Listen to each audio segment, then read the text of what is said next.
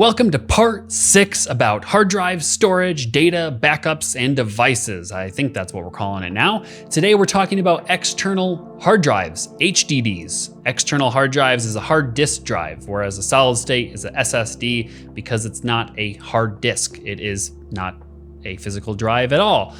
So let's go over how this works and then what the uses are for it, and then that'll be it.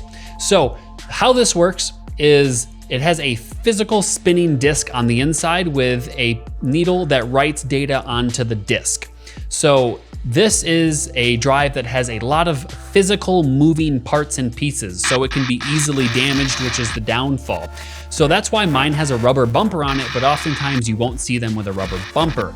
So the problem with these is that if you are even not using it or have it plugged in and you drop it or throw it or it gets thrown around a lot, it can easily get damaged on the inside and be no longer usable, or you can lose your data and things like that. On the other hand, if you have it plugged in and you're using it and you shake it around a lot or move it around, it can also damage your data because it's meant to be sat stable flat on your table or whatever while it's in use, because it's got all those mechanical parts and you don't want to mess those up. Now it is built in a way where it can handle slight things and movements and stuff, but you definitely don't want to push your luck with these because they can get damaged quite easily compared to other drives nowadays.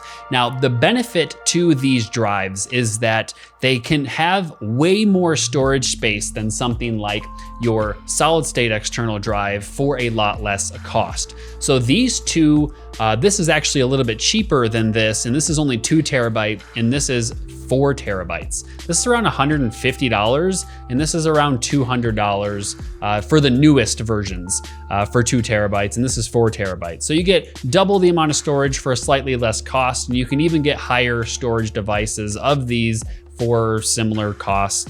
So the reason you would get these, or how you would use it, is so that you can store data on it that you may not actively need at the time. Or you could use it as a solid state would, whereas you're gonna use it to edit or access projects or photos or video while you are editing or on the go and things like that. So this is a portable drive. It's meant to be taken with you places. So you can use it to edit off of and things like that. However, this is going to be your faster and safer bet.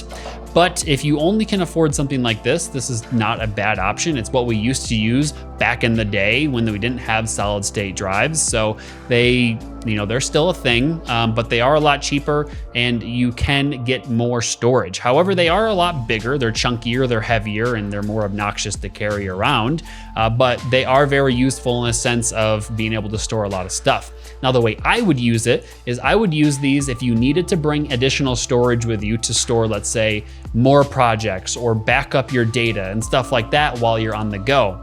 You may not have a solid state drive that has enough storage to store your project that you're currently doing when you go somewhere or when you're out and about. Say you went into a destination wedding abroad and you used a terabyte of data for the wedding. I know it's a lot, but I use about that. And say you only had a 500 gig version of this, or even a 1 terabyte, and you already have projects on it that you were editing while you're traveling.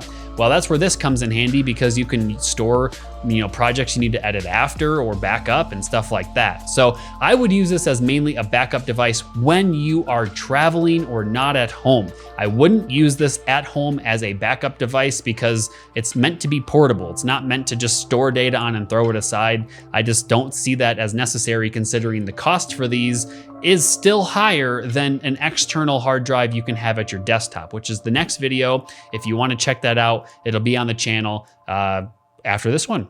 But that's it for these. We'll talk about other hard drives here in a minute, and see you on the next one.